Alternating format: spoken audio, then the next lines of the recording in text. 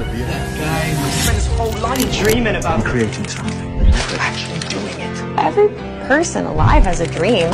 So get in there and get to work. Because trust me, one day you're gonna wake up and you're gonna realize. There's nothing like it, not like the way you move. I can try, but I can't hide it from you. 'Cause I can't wait for.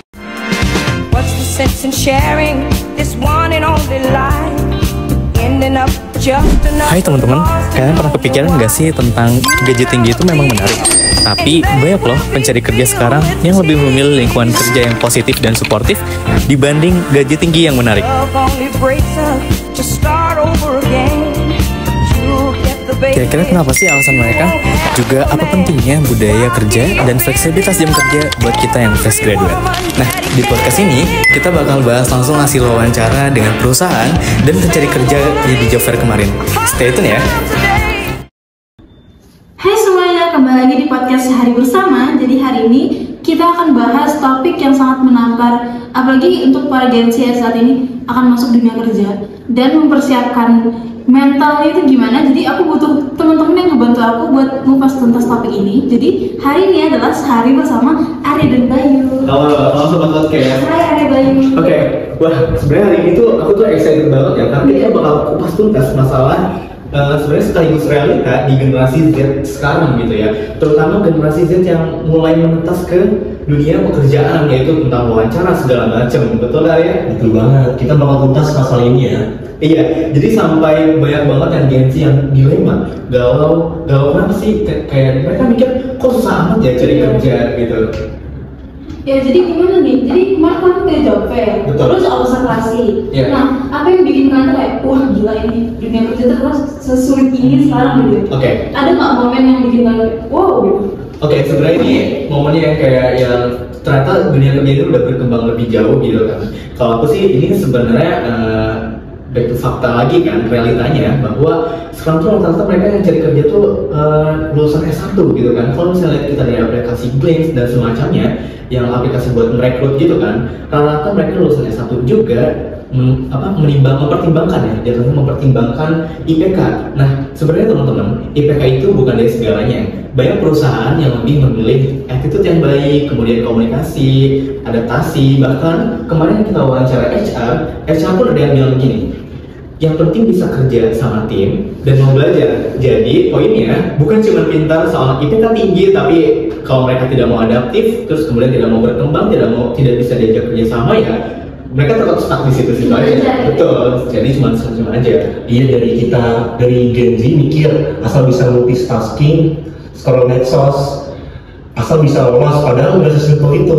Betul. Bener banget ya. Betul sih, betul kata Arya. Tapi bahkan beberapa HR yang kita kemarin temuin di job fair kemarin, itu tuh mereka tuh bilang kalau mereka tuh trauma sama kandidat yang too confident. Yang artinya mereka tuh gimana ya, gak bisa waktu listening, waktu interview, kemudian tidak bisa ketika beradaptasi dengan rekan kerja lain, ternyata tidak bisa bergaul gitu kan. Jadi yang kita cari tuh sebenarnya orang yang jujur, kemudian humble, yang bisa beradaptasi dengan lingkungan barunya gitu kan. Itu sebenarnya poinnya di yang zaman-zaman sekarang gitu. Intinya aja itu sebenarnya kita harusnya mau berkembang dan mau diajak kerjasama seperti itu sih. Jadi kemarin kan sempat ada job fair, terus kalian tuh keliling-keliling tuh buat perusahaan itu kan. Jadi ngobrol juga dong sama yang cari kerja. Iya, kita banyak juga wawancara. Iya, jadi gimana dari raut wajah mereka tuh kelihatan gak sih kayak dia capek atau bingung, deg-degan. Jadi gimana, kelihatan banget gimana?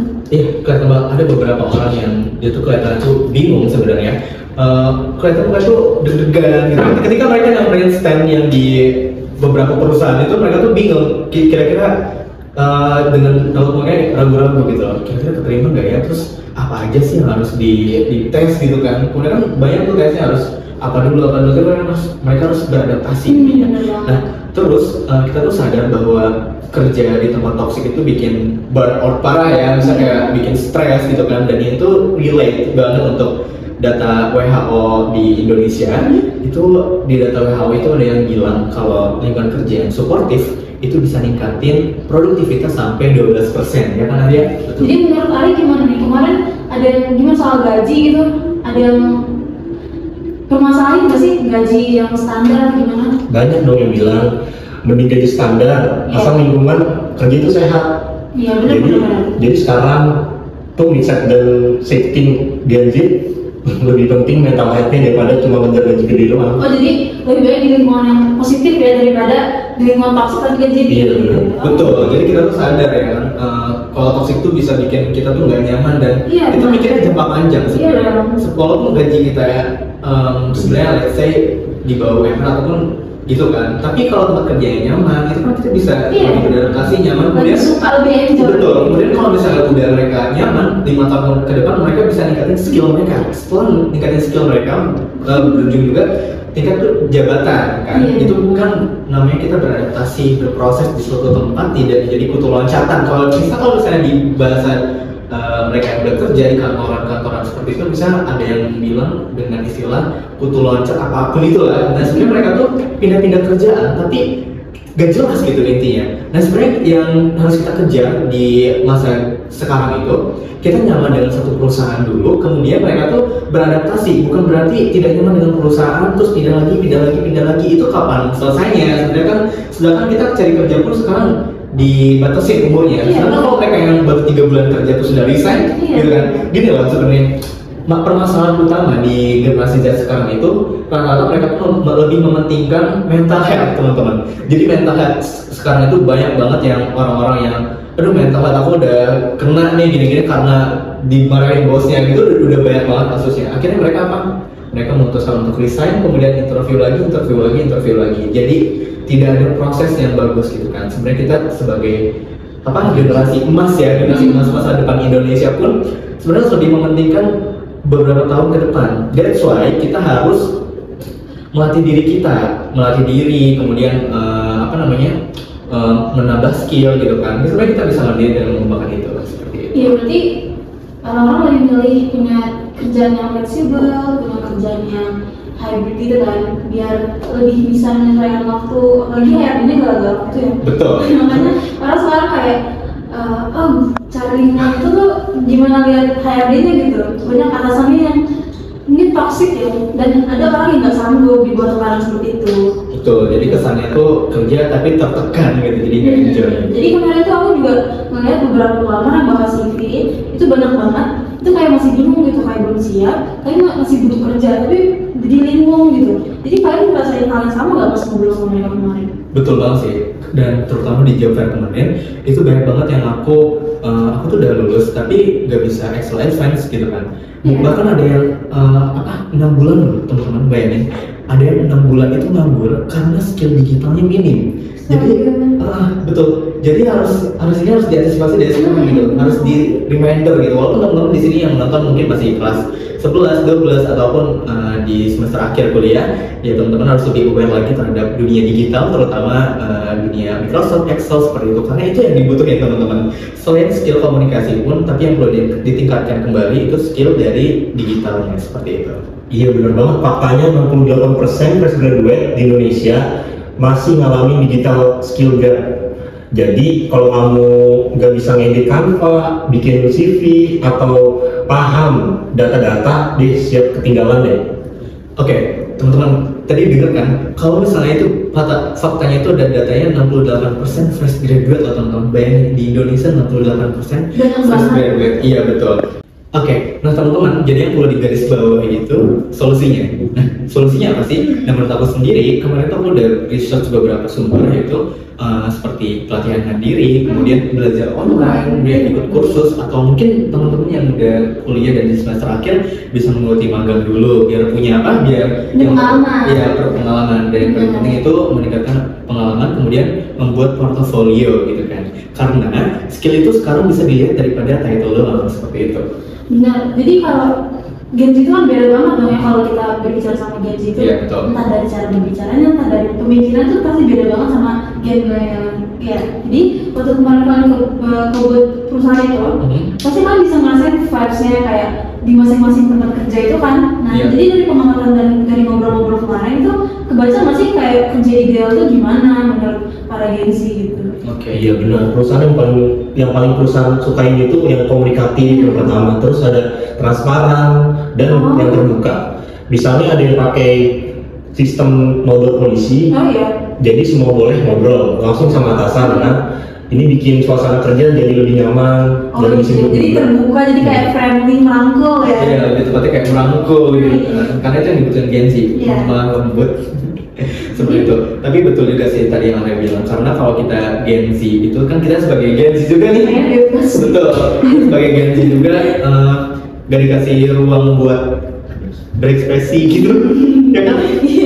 Biasanya langsung demotivasi, langsung down gitu kan. Karena kita tuh suka perusahaan yang value-nya tuh cocok sama personal branding kita gitu kan. Kan sebagai Gen Z itu harus banget yang dikasih namanya ruang buat berinspirasi gitu. Jadi banyak juga nih kayak dari yang aku tahu nih ya, banyak yang nanya ke HRD gitu kan kayak kalau saya di sini saya bisa berkembang nggak ya kak gitu kan. Terus banyak juga kayak masih ragu sama potensi yang dia miliki gitu. Jadi menurut kalian itu sepenting apa sih dalam dunia kerja? Oke, kalau misalnya debat itu sebenarnya penting banget ya. Tapi bahkan kemarin tuh ada yang HR tuh ada yang bilang karyawan yang ikut pelatihan lebih bertahan 2 kali lebih lama daripada yang enggak. Soalnya mereka merasa lebih dihargai dan mereka tuh lebih berkembang karena lebih seiringnya ikut pelatihan, kemudian mereka dan jadi lebih tahu job desk mereka tuh sebenarnya sebagai apa sih, kemudian yang mereka kembangin itu sebenarnya skill apa aja sih. Itu udah tertanam di diri mereka sendiri. Kemudian yang membuat mereka nyaman itu meminimalisir kesalahan saat bekerja yang menyebabkan mereka tuh kayak ya aku cocok nih di bidang ini, mereka mau berkembang seperti itu teman-teman. Iya benar banget, pelatihan tuh bukan cuma buat kerja ya. Iya betul. Tapi buat tumbuh juga. Iya buat ngerti passion kamu tuh di mana ya kan. Jadi jangan males ikut workshop atau webinar gitu. Jangan males. Kalau misalnya ada workshop apapun itu ikutin aja. Kalau itu bosan lama tapi itu jangan, kalau kata Ari jangan ambil yang buruk, yang ambil yang baiknya. Betul. Nah jadi ini topiknya seru banget ya. Betul. Ini nggak ada di kelas, di kuliahan, di SD, SMP, SMA nggak pernah dibahas. Apa itu dunia kerja? Apa itu tekanan di bawah dari dunia kerja yang kita bawa besok? Apalagi besok udah pada lulusan, cari kerja susah banget ya sekarang. Jadi banyak banget insight dan kenyataan pahit dan manis yang harus kita hadapi sebagai apalagi kita Gen Z ya. Iya betul. Ini. Nah jadi terakhir nih sebagai penutup, kalian punya pesan khusus nggak buat teman-teman kita yang lagi dengerin ini? Oke, buat teman-teman mungkin sekarang yang lagi duduk di bangku SMA, kemudian yang di kelas 12, kemudian yang untuk para kakak-kakak yang lagi kuliah di semester akhir, mungkin yang lagi di dunia magang. Oke, pesan dari saya sendiri itu jangan insecure teman-teman. Jadi di dunia kerja itu emang keras, tapi jangan lupa juga buat upgrade diri. Jadi sekaligus reminder teman-teman semuanya, teman-teman lebih baiknya mengupgrade diri, perbaiki attitude, karena attitude itu yang pertama banget dinilai, kemudian dari first impression ketemu HR mungkin, dan bangun relasi dari sekarang teman-teman. Jadi kalau misalnya relasi kita udah bagus, kemudian attitude juga udah dilatih, seiringnya dilatih, kemudian kita juga akan segera siap buat terjun di dunia kerja secara langsung, apalagi buat tahap interview. Dan dimana tahap interview ini sangat penting buat lolos atau tidaknya nih ke perusahaan ini gitu kan. Apalagi masuk ke perusahaan Big Four seperti itu, wah itu harus banyak banget teman-teman yang harus di-upgrade diri, terutama dalam bahasa, kemudian dalam communication itu penting banget, dan juga skill ini skill digital yang harus di-upgrade teman-teman, seperti itu sih. Dan ingat ya, kita kerja juga bukan cuma untuk uang, tapi juga untuk tumbuh. Betul. Iya benar banget. Buat mental health ya ada. Benar. Banget. Iya. Makasih banyak ya Arya dan Bayu udah sempat-sempatin kesini buat ngejelasin ke teman-teman kalau persiapan sebelum masuk ke dunia itu sangat-sangat penting banget karena